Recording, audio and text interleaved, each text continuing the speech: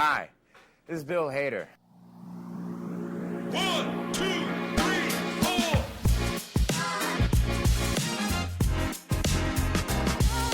Bill Hader.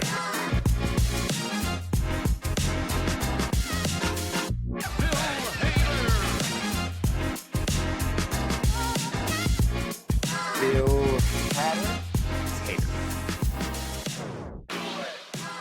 Hello, and welcome to episode 3 of We Heart Hader. I'm your co-host, Casey Killingsworth. And I'm your co-host and creator, Deej Barons. Doing our first ever character spotlight. And our first one is on the first major character Bill debuted on SNL.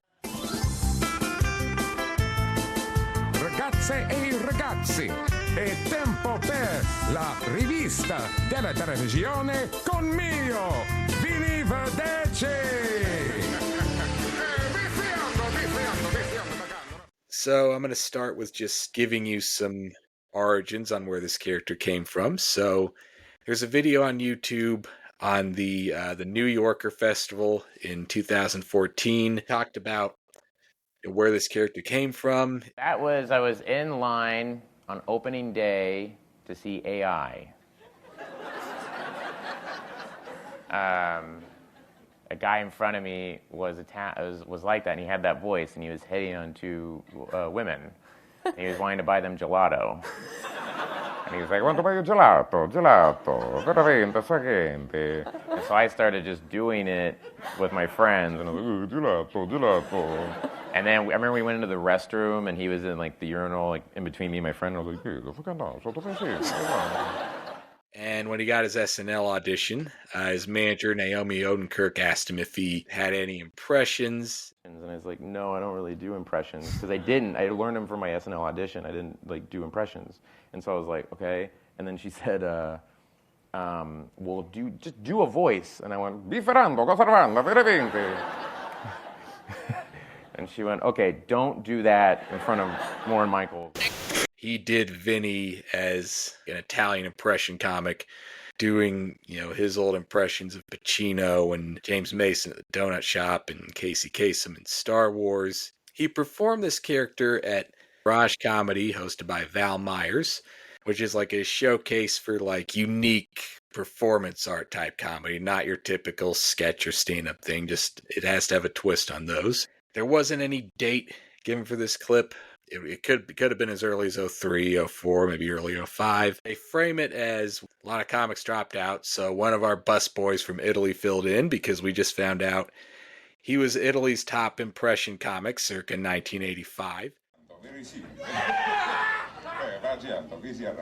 Hey, big America! Hey, you guys like singing? Huh? Hey, all right, come on, everybody. Visciando, Bagorro. Take on me. Visciando. Take me. Oh, blackbird singing in the dead of night. Visciando, come on. Visciando, Bagorro, bravissimi. I'm joking. So you want to see a pressione? Pressione? Paro, easy. Para molto capito. You want to see some pressione, vaghiamo. This is Mr. Gregory Peck in To Kill the Mockingbird. Very famous race car driving movie. Scout. Scout, you are not a lady. You're a tomboy. And do you know what they call tomboys when they grow up, Scout? Bull dykes. Visiando.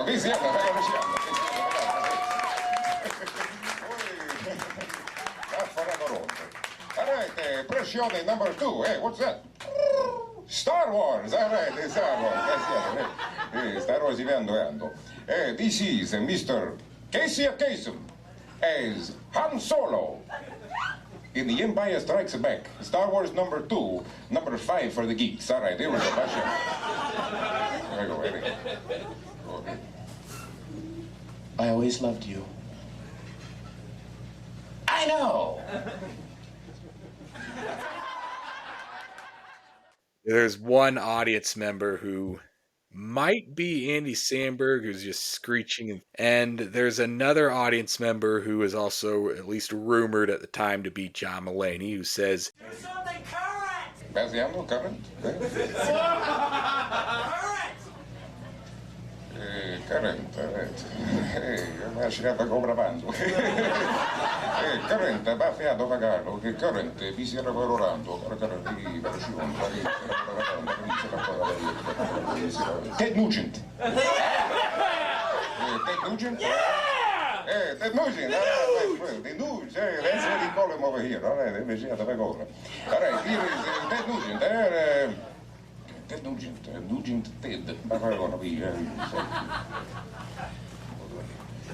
yeah, just strap it to the hood of my truck. Ted Nugent, is that current for you, 5 things to remember when you're dealing with the Nuge. Do not fuck with me. Don't fuck with me, and right before he's like, Samberg says, do the one where it's like, and he's shut your fucking face. Turn it off. Turn your face off. Oh, Baragam. Turn off your mouth, yes. And so he does Pacino telling the crew on a movie this story about. I like kangaroos. Hey, why not? I once wanted to stage an all-kangaroo battle of Richard III on Broadway. But the unions wouldn't have it, as you all know, so I had to use rabbits, as you all know. And what? Chicklets? Always.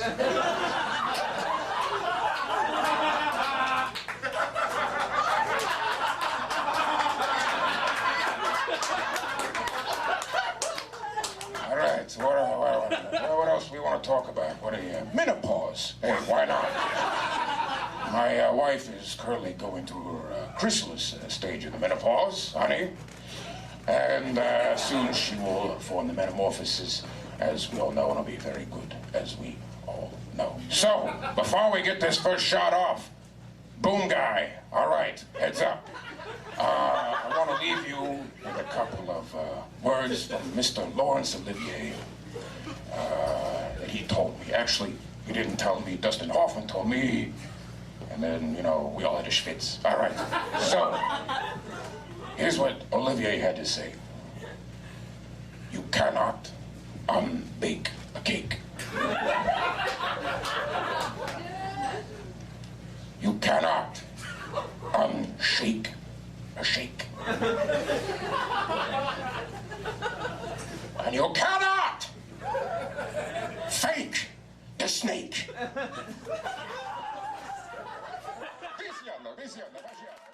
My immediate reaction is, it's nice to see different early primitive versions of this character, but at the same time, it also does prove Bill really was a fan of the Phil Hartman, Dana Carvey era of SNL, because this does eerily mirror a part of Phil Hartman's audition, which is on YouTube if you haven't seen it. Phil does this character, Günther Johann, who is a German impressionist comic who, as this guy, he does Jack Benny and John Wayne and Jack Nicholson in German. So just like he switches between a very flat German, yeah, here he's coming, John Wayne, and then just does a perfect John Wayne. So Yeah. yeah, you can definitely see his influences there, but go ahead. Although at the time, he really wasn't doing a lot of impressions, but there is some basis back to his childhood, because he's told the story on a number of occasions where his family, when they're talking about somebody, like for instance, I saw George down at the store, they would actually imitate the person that they were talking about. You know, I saw George down at the store. So that's something that all of his family has done. The other part of that, when he was preparing for his audition, he got a last-minute call saying, they want you to do a political impression, but not George Bush. So he ended up watching a lot of CNN or CPAC or whatever the stations are down there, and came up with a Tony Blair impression. So it's just how he basically started his journey on impressions. He was always, in the first part, like most new people do, struggling to get some sort of character on the show. Very much like Stefan, there was a different sketch that was done with the character, but then, of course, they discovered the talk show format and everything took off from there. This is that very first different sketch with Vinny Vedecci. It was in Bill's third episode from season 31 with host Catherine Zeta-Jones and musical guest Franz Ferdinand. And since it isn't the normal Vinny Vedecci sketch we know, it's not just him interviewing Catherine Zeta-Jones as herself. It's Vinny as a guy who runs a hotel with his wife, played by Catherine, and also Fred Armisen is there, and as a man named Beppo, and Horatio Sands is there. And it's just as the bus driver. Right. And then so it just starts. He's got his headphones on, singing "Take on Me," and then Jason Sudeikis and Amy Poehler and Keenan walk in as these tourists who ring the bell. Take on me. Take on me. Take me up. Hello? Ehi, passa grando, fragapinto, cosa fate rasando, cosa mi dovete recente? No, I'm sorry, we don't speak Italian. American! Yeah. Hey, all right, hey, Americans, hey, paseando, hey, where's the beef, right, hey, avoid the noise, right, hey, what city? It plays a lot on a trope that you see in comedy of like, you know, people from foreign countries always try to make references to like 80s pop culture to try to connect with Americans because like maybe they just got those shows or those movies there and they've just seen them for the first time. And also kind of plays on the trope of like, because he's asking where they're from and he's trying to guess where they're from, and at one point just says L.A. Hey, Rodney King. He says that to Keenan, and then Keenan just rolls his eyes a bit. Basically gives the classic Keenan look. They're trying to get them to stay the night, but they're just there to use the phone because their bus broke down and they're tourists.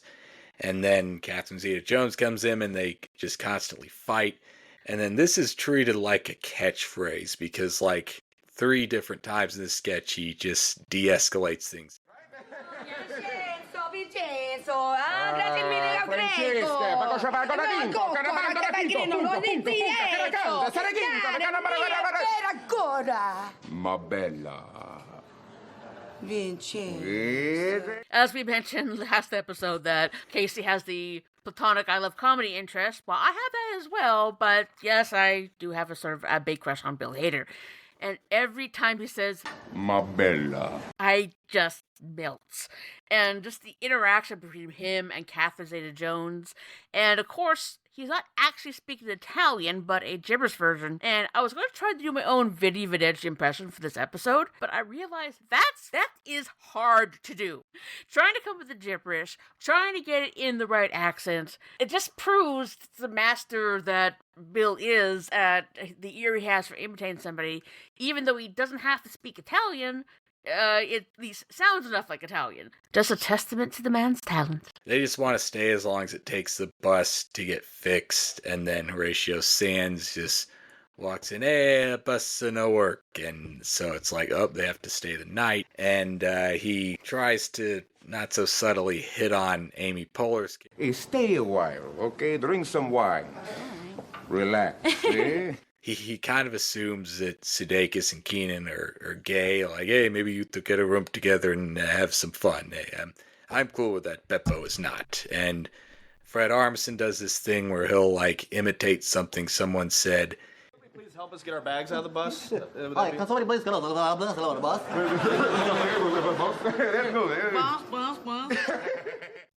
And then, by the end, they're almost ready to just stay there for the night, and then he tries to hit on Amy Poehler, and then Catherine slaps him, and then they fight, and then while they're fighting, the 3 tourists leave, and he turns around, hey, where'd they go? And then Horatio Sands says, it's okay, I got other passports. And then it wasn't really the best debut for this character, so it's probably for the best that they changed the setting to, focus and tighten this up more. It's still a fun hidden gem because, like I mentioned, the chemistry between him and Catherine Zeta-Jones was just incredible. So I could tell definitely had a lot of fun with that.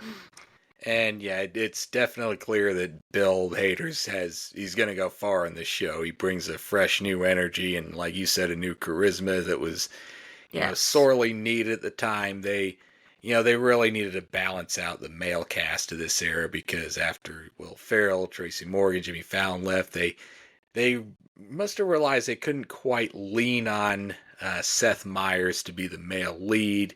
He didn't quite have the acting chops for that. And yeah, they still had Will Forte and Fred Armisen who were, they were funny, but really only good at that time for like the niche, weirdo, alternative comedy stuff.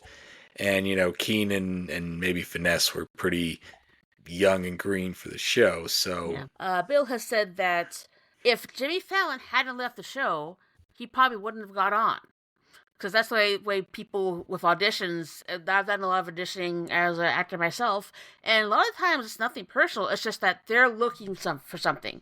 For instance, when Bobby Moynihan was auditioning, he said, okay, we're going to start you in the new year, but then Maya Rudolph left to have her baby, and so they said, okay, sorry, we can't start you yet, we have to fill the spot with another woman. So there's lots of variables that go into actually getting on Saturday Night Live.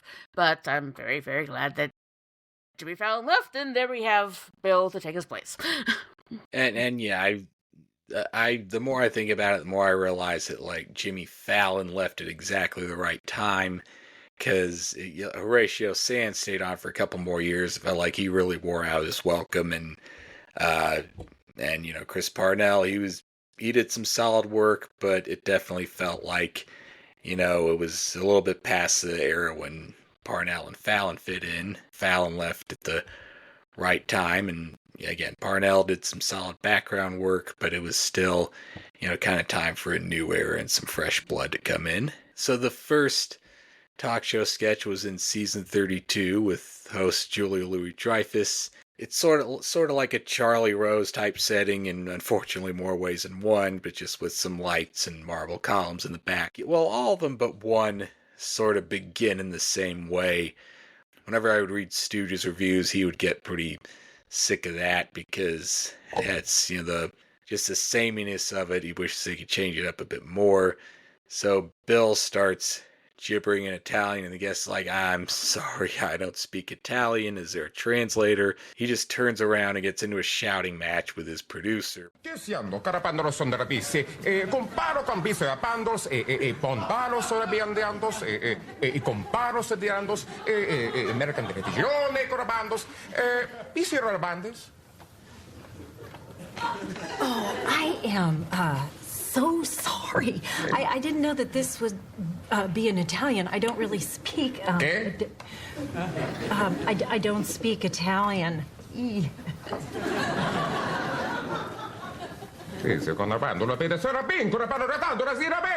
Vincenzo, per favore! Sto provando a mangiare qui, lascialo solo!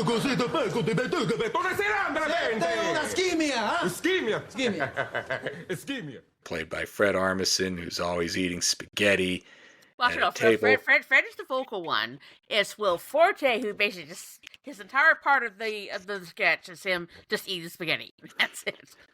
And yeah, Forte's just the other guy that eats spaghetti, and even he can make that part with 0 lines funny. So yeah. So after they move on from that, it's usually Vinny has to figure out how to connect with this guest in English, and in the first few of these, it involves him doing an impression of an American TV character. So he finds out she's plugging The New Adventures of Old Christine. He's a little disappointed to find out that Seinfeld's not in it, but he uses it as an excuse to do his impression of Kramer. I gotta tell you, Jerry, that is a really nice suit, Jerry.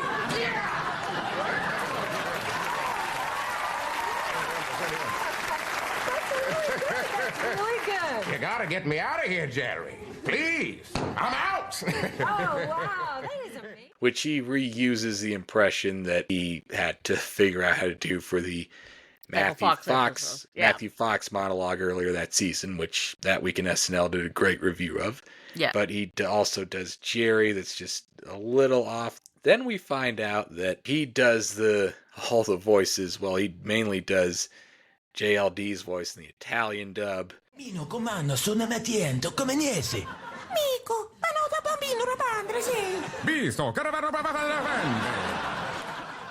And he brings out someone who is supposed to be his daughter, named Fabiola, played by Maya Rudolph. Yes, this is, of course, before Bobby Moynihan joined the cast.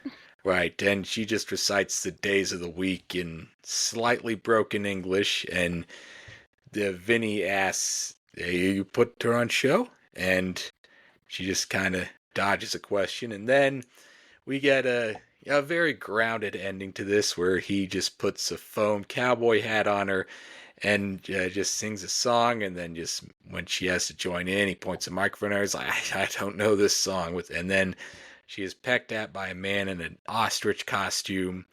And then we continue this theme of foreigners in their 80s pop culture references, and he says, Jan Michael Vincent next time from Airwolf. The first one's very grounded, as debuts are, because it doesn't lean as much on just the sleazy Italian stereotypes of just sex, wine, cigarettes, and pasta. It seemed more like they wanted to mimic and recreate just the actual genuine confusion and sheer terror that American celebrities have whenever they have to go overseas and go on a talk show where they're not familiar with the language. Like, the one thing it reminded me of, back in 1984, Weird Al Yankovic went on a tour of Japan. He was on some Japanese TV show where he didn't know anything that was going on, but he was just there to sing Eat It. All he was told was that this is like Japan's equivalent of Saturday Night Live, and this large gentleman we put in a red leather Michael Jackson jacket, he's our John Belushi. And he sang Eat It while this man just stood beside him just eating various dishes, and then sumo wrestlers did like the Thriller dance behind him, and that was it. It was just very strange, very bizarre. Very famous of foreign talk shows. Very much like Sabado Gigante is being done currently in the current season. A couple other notes about this particular episode, this particular appearance. Like any new cast member, until you find the people that you really connect with, so this would be PM, Pre-Mulaney, you have a hard time getting things onto the show.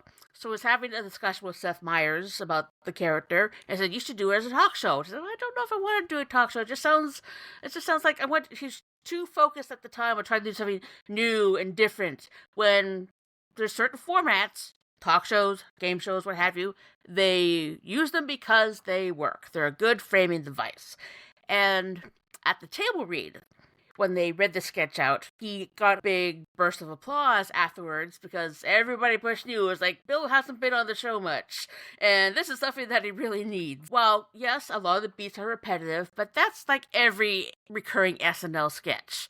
So, because they want to keep familiarity, yes, it has the same framework, but it's all a matter of the interactions between the people. So, yeah, I figured it had to have been Seth who told him to streamline Vinny Vedecci the way he told him to streamline Stefan. So, again, we've heard people say Seth is like the best head writer they worked with because he knew how to develop people's voices to get them to get what they want on the show and have them reach out to an audience. So Vinny made his next appearance in the season 32 finale with host Zach Braff, and the set is stripped down, so it's just a table, black background, and an ashtray full of cigarettes. And he learns that Zach Braff made his acting debut in Manhattan Murder Mystery, which Peter Falk was not in, but mystery means he gets to do his Columbo impression. Yes. Oh, Columbo, cosa ripeto, Columbo, impressione, Columbo, All right. One more thing there, little lady. You ain't never been to Mexico before, then what's that sombrero doing in the back seat of your car?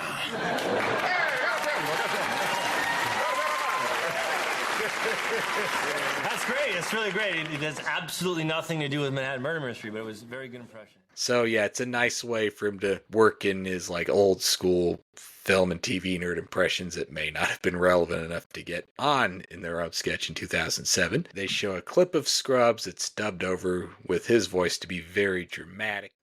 Oh, Scrub! Yes, sir. Con perro caliente. Scuderia, che pare. Oh, collisionato le ballerines. No, legale. Contizi rapantes, contigo que mandarás.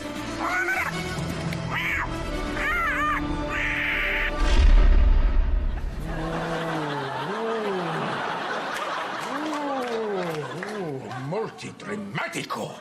Sì, si era pandes. Così triste, Scrubs.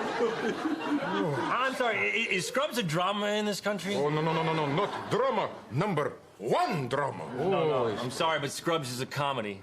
Comedy? It's not that funny. And then a puppet appears.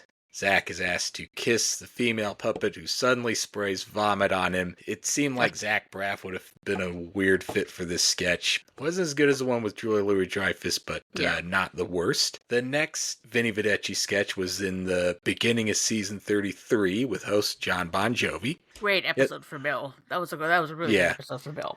Yeah, great episode for Bill, but I remember it being kind of underwhelming because John Bon Jovi did kind of give off that vibe where, he could tell he was full of himself and he took himself too seriously. So he might have been difficult to work with and everything just kind of played up his image. But there were maybe a couple other sketches besides this that, really worked and were really funny. Bon Jovi's a guy who said he wanted to do The Simpsons, backed out once they learned that they would be dumping nacho cheese on its head. The opening gag is just the standard opening gag of there being no translators made a bit funnier. Vinny was very confident that John Bon Jovi could speak Italian because his name is Bon Jovi. Yeah. So he didn't bother to get a translator. For some reason, in the third installment, he struggles a bit more to speak English.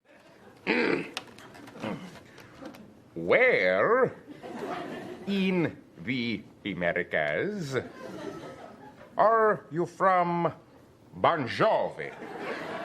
So it's like he's cold reading everything and trying to over-enunciate. So he says he's from New Jersey.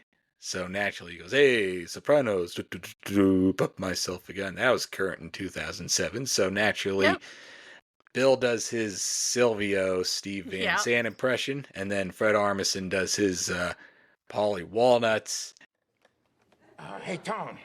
Thought you said we were going to have a meeting, Tom. I think we should have a meeting, Tom. Hey, graziano. Very good. I like that. Hey, you remember Polly Walnuts? Yes, of course. Cariando Seriato Polly Walnuts. Che cosa? Polly Walnuts, You know what to do at a time like this, Tone? Send a message. You send a message and you start a meeting.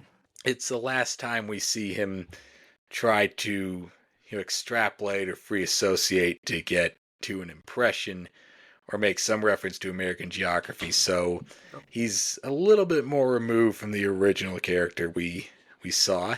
So then Bon Jovi's pretty upset to find out that the song Blaze of Glory is used in commercials for Blaze cigarettes, which he is the spokesman of. And we see a commercial where, well, you can kind of see why this isn't on YouTube at this point, because they show a commercial where children are smoking cigarettes with nuns. Blaze, sigarette bongare. Are those cigarettes for kids? No. 7, 8-year-olds, men. On packs that have his face from the 80s when he had longer hair and a hat on the pack. Then they talk about the song Dead or Alive when he says on his steel horse he rides. Dead or Alive. Yeah, this song, Dead or Alive, what about it? Is a song about a robot horse. Oh, no. You mean that line on a steel horse I ride, yeah. Si, steel horse, a robot horse. No, you see, a steel horse is a reference to a tour bus. No, a robot horse, and then just tries to get a man in a robot horse costume to leave. Yeah. To back out. It's not going to work. Go away. Go away. And then he tries to do Living on a Prayer, just the guitar. You're not going to expect me to sing. No, I sing. And then he sings Living on a Prayer in fake Italian, which is a cute button, but the better ending. I got to tell you, Vinny, My grandmother spoke Italian around the house a lot when I was a kid, and I don't recognize a single word you've said all night.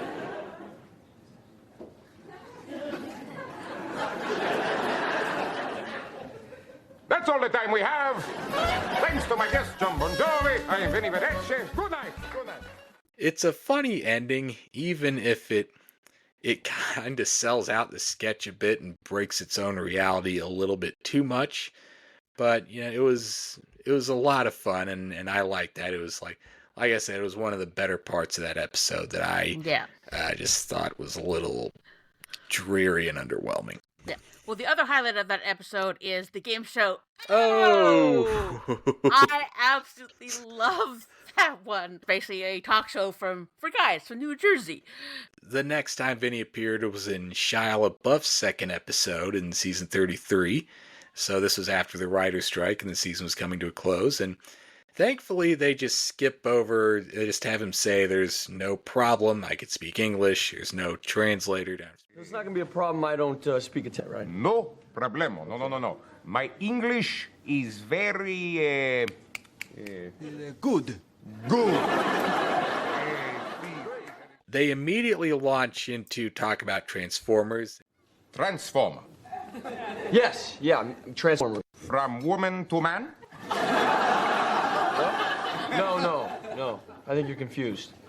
From man to woman? No, I didn't change none of that. Transformers is a movie about robots from outer space. They change into cars. You. Penis or vagina? Penis. So no sex change?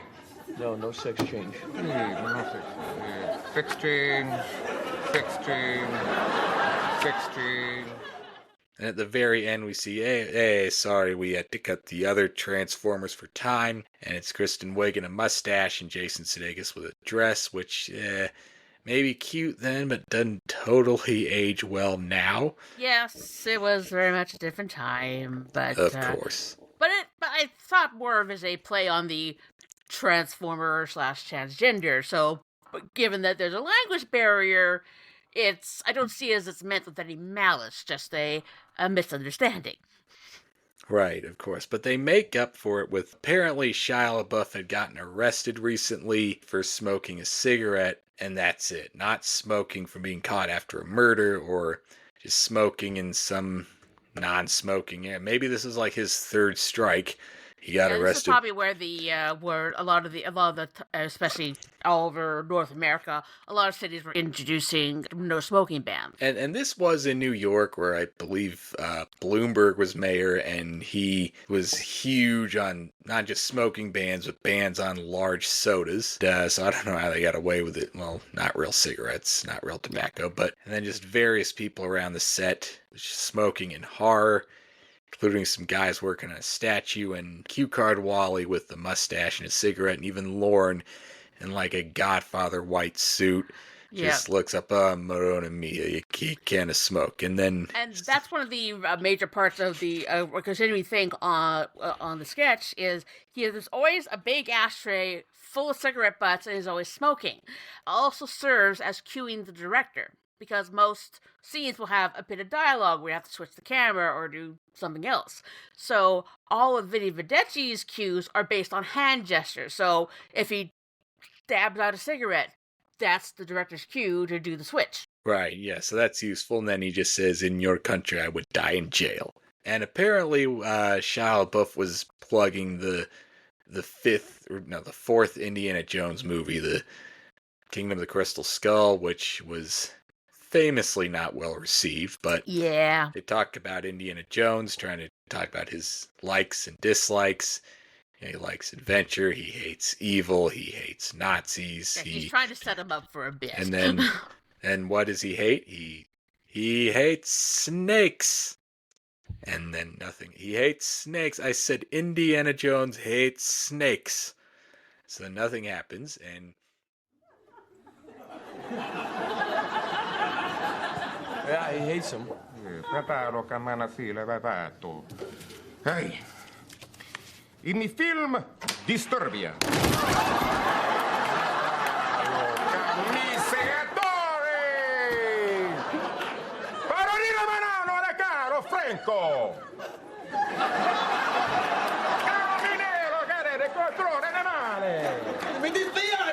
due belle ragazzi, quanti fagioli ci stanno americani?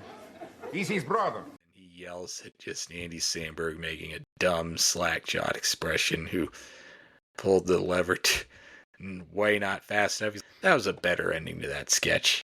Yeah. So Vinny's next appearance was in the John Malkovich episode. It was December of 2008.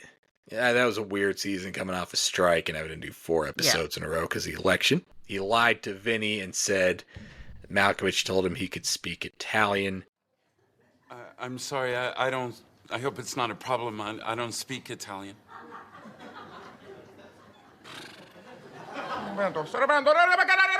Chi fa questo tipo russi? Mi ha detto che parli italiano, mi dispiace. Parlei italiano. Italiano, sì. Parlei italiano. I'm sorry, he says that you told him you could speak Italian. No, that's patently untrue. Sta trovando dalla sua bocca. What is he saying?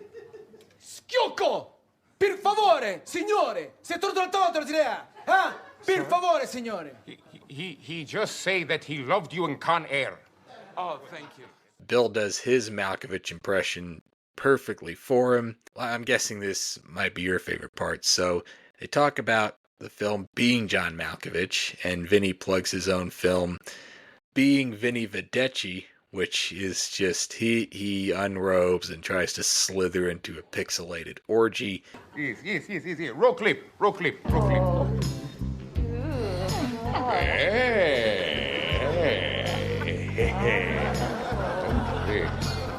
Bande, grazie.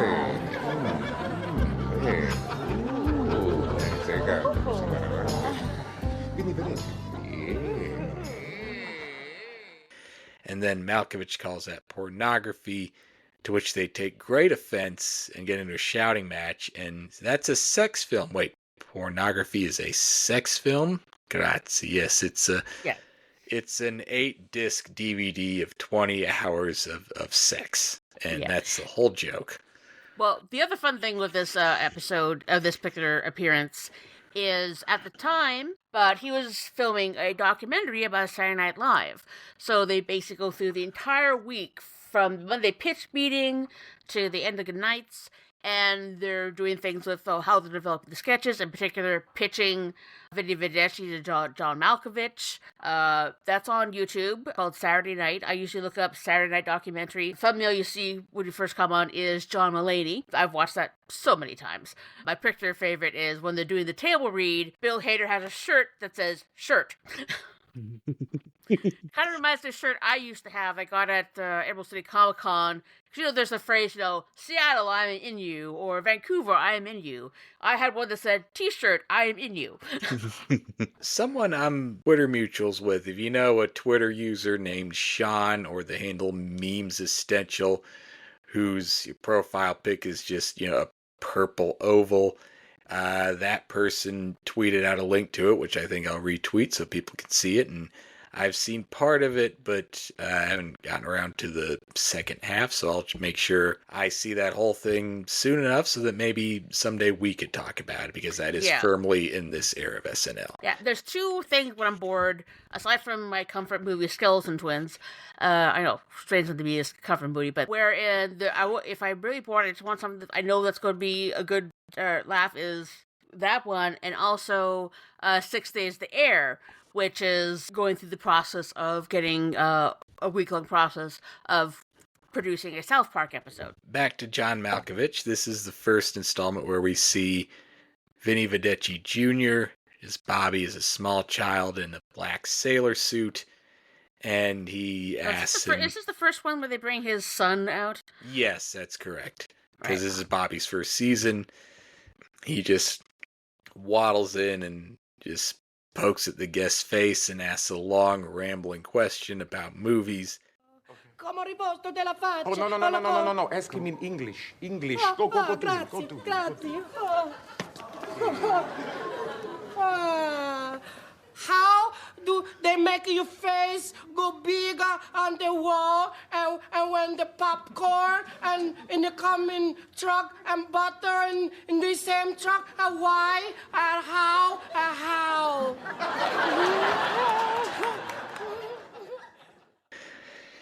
And then the guest is like, and then Bobby just cries and is given a cigarette by his father. And maybe not the strongest of these either, but the pornography is sex film joke may have been the highlight. Well, I have a soft spot for Bobby Moynihan. I definitely thought that he was a really great addition to the cast.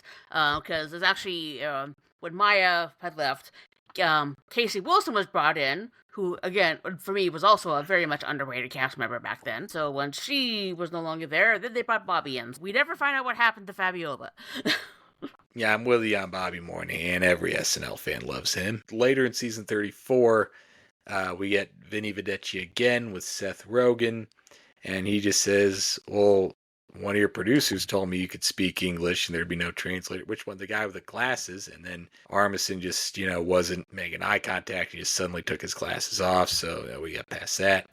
And then this might have been my personal favorite. It came out in high school when I was, into those Seth Rogen, Judd Apatow movies as they were coming out. Seth was a pretty good sport. Do this sketch that pokes fun at his image quite a bit. So here Seth Rogen learns that his films in Italy have been presented as the Bear Man series. He's known as the Bear Man and everyone's frightened of him. Knocked Up as Attack of the Bear Man. Observe and Report as Police Bear Man. There's Bear Man and Miriam Make a Porno. And of course Superbad.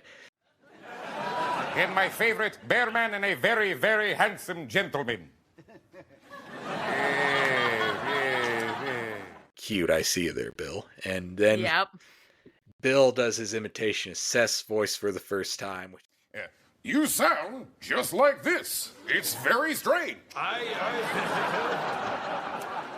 I'm sorry, I don't talk like that. No, you talk exactly like that all the time. I don't. No, I don't. Yes, you do. No, I don't. Yes, you do. Still makes me laugh as much. Yeah. Today as it did in 2009. Parrot Armisen's very afraid of the Bear Man. Bobby is Vinny's son. Again, yeah. Asks him which of his parents were bears and which were humans. Was your mama a human and your papa a bear?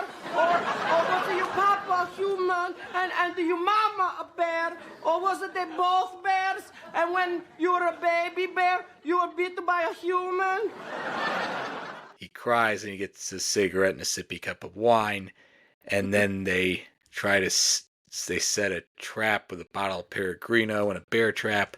Then he tries to close the show as Will Forte puts a net over Seth Rogen. Oh, and the other guests that we don't get time for that were just silly and fun. Across these last few sketches, there was the Karate Gorilla, just a man in an ape suit and a gi.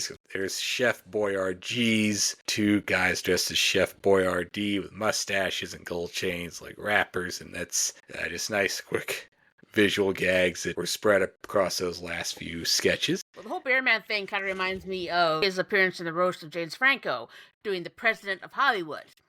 And the joke you did for Seth was, it's like, how ugly did his writing partner have to be for you to be the face of the operation? Oh, and I thought that was Nick Kroll's joke, but I would still... No, that was definitely the President of Hollywood, yeah. Oh. Well, yeah, I would still... I think I put this YouTube clip out there in a reply to someone, but I would still recommend the President of Hollywood clip from that roast, because Bill Hader may have been the only person to make the I'm gonna roast somebody in character thing instead of as myself bit funny, because people like Andy Dick and Jeff Garlin would do that with minimal effort, but Bill went into a full character with a costume. Well, the reason behind that, because Bill is, at heart, he's a very kind man. And he only wanted to roast the people they actually knew. So, none of the ladies that were there, it was Natasha Leggero, and he didn't want to roast them because, again, he grew up with his mother, 2 grandmothers, and 2 sisters. So he's very much been surrounded by women all his life. So he has a lot of good respect for women. It was better for him to do it as a character, but he also ended up roasting himself in the end as well. He came back in season 35 in the Drew Barrymore episode, and I personally feel like this is may have been the weakest of the Vinny Vedecci sketches because it was just very light on material. The season 35 of it all, just, coming down off the high of the previous few years. It was just kind of running on fumes. She was promoting the movie Whip It about like roller derby, and as much fun as it is to see or hear any Devo reference, that was underwhelming. And about the translator thing, she said, No, I mean, I'm the one who's embarrassed. I'm sure this has never happened before.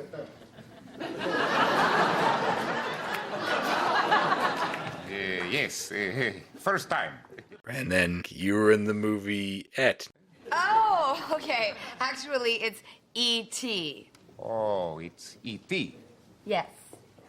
Soravando grande! Mi scusi, E.T., c'è il cinema, per favore! Quanti fagioli ci sono nel bicchiere, Quanti fagioli? Oh, favore. That's the cheapest joke ever. And at least we did get to see Vinny Jr. as a belligerent drunk now. I think you're too young to drink. You're too young to drink. That's enough.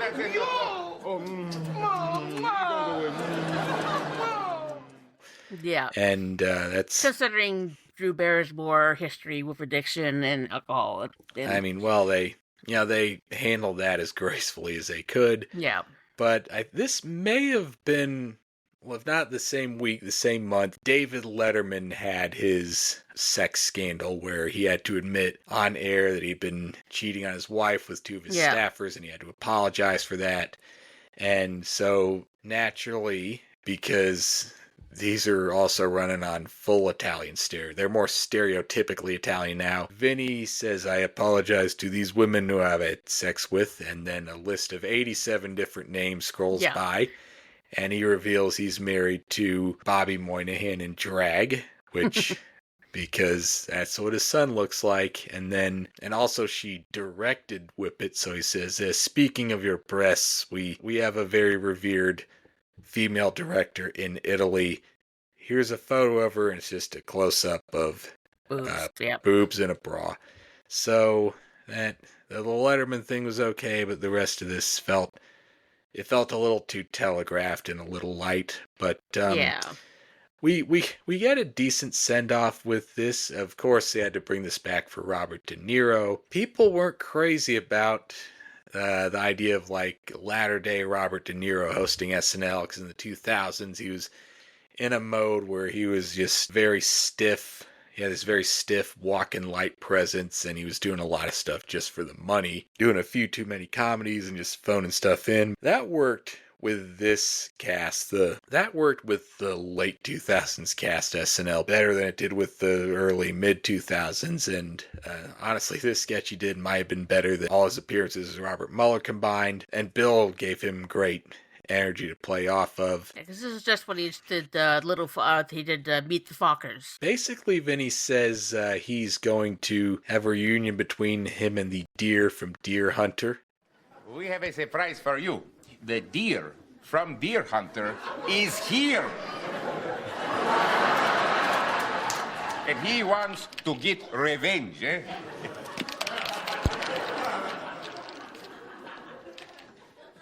Oh, I knew this day would come. That was nice. I mean, the intro wasn't too great. Everyone does Robert De Niro. Do yours.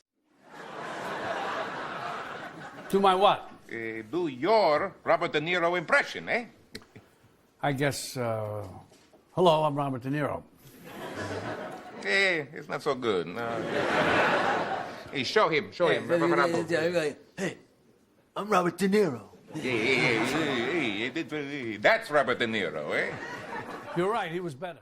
And not a great start, but this sketch ramps up, so he asks him to do the line from Taxi Driver, and he says no, and he says, I respect your integrity. And then he turns around and starts asking him, did you enjoy making the movie? Who are you talking to?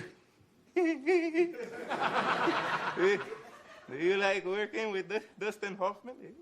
Are you talking to me? You tricked me! And then there's confetti, like a secret word was just said on Pee-wee's Playhouse, and then a man playing the accordion comes by. It was a great way to send off Vinny Vedecci. And I say send off because it's the last sketch he does as his character. And we never really see him again. And I believe No, he did do a few. He did actually host a night at the Just for Laughs festival.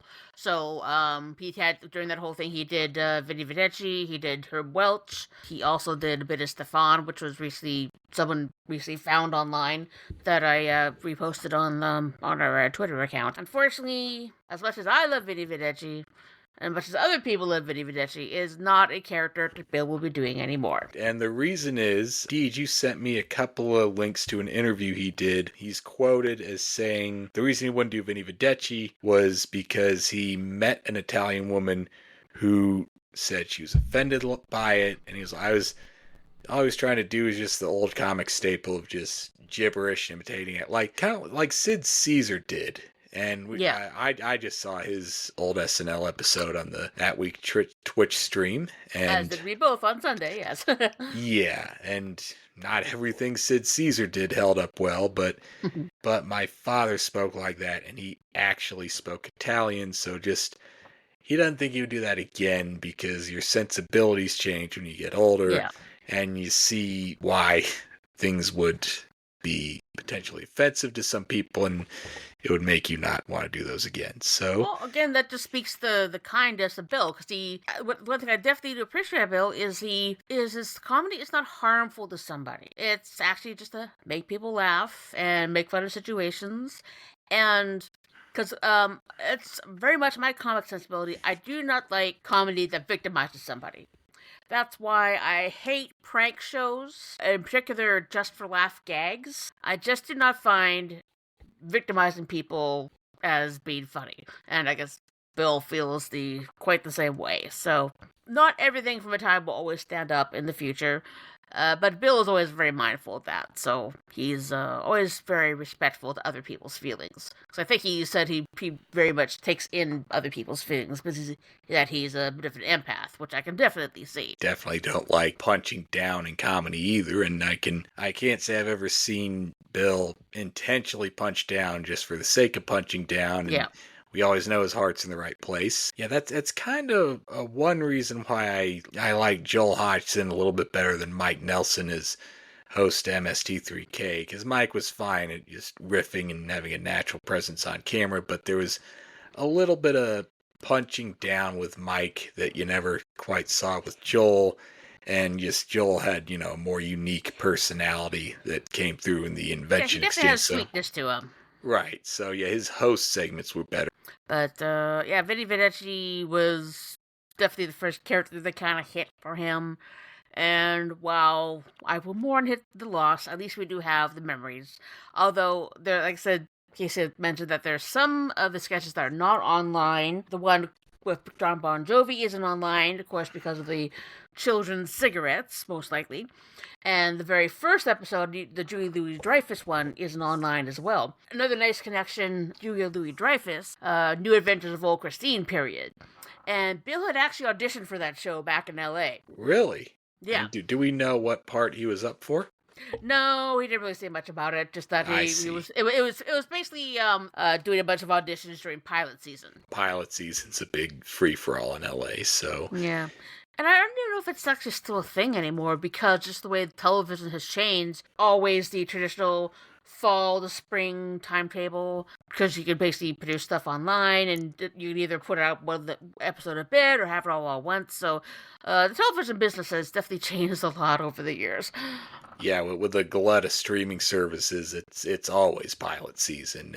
And I think just the clips. I think Old Christine was a CBS show. Scrubs may have been on ABC at one point. It's just like clips they couldn't clear the copyrights to, along with songs that probably keep those. Well, so Scrubs started on NBC, but then the last season, which they didn't want to do, but the network wanted it, was on ABC because they got canceled. They had a great conclusion on NBC, and that because it was actually produced by ABC Studios, so that's why they had it on for 1 more year. And apparently, there's going to be a Scrubs revival as well coming up.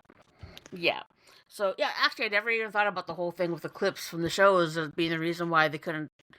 Although, with the Shia LaBeouf one, they do actually show a clip of Indiana Jones, so, who knows.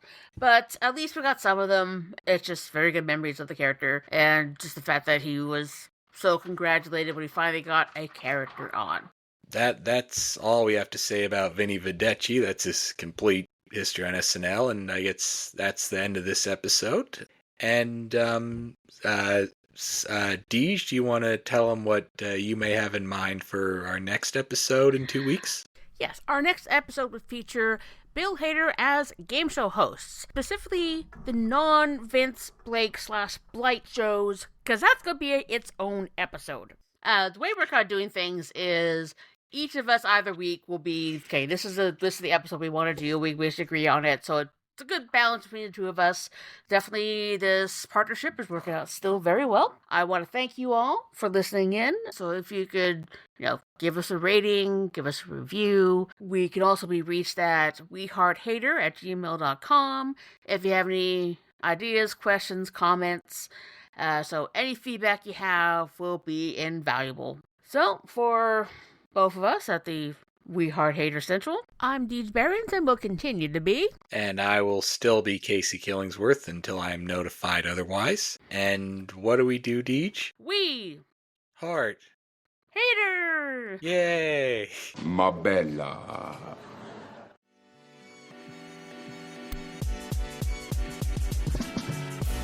Thank you for listening to We Heart Hater. If you enjoyed this episode and you'd like to help support the podcast, please subscribe and leave a rating and review on Spotify, Apple Podcasts, Amazon Music, or wherever you get your podcasts. We Heart Hater is a presentation of Wacky Notion Productions. Created by Deej Barons. Hosted by Deej Barons and Casey Killingsworth. Recording and editing by Deej Barons. Intro and outro music by Music Unlimited, used under Creative Commons license, courtesy of Pixabay.com.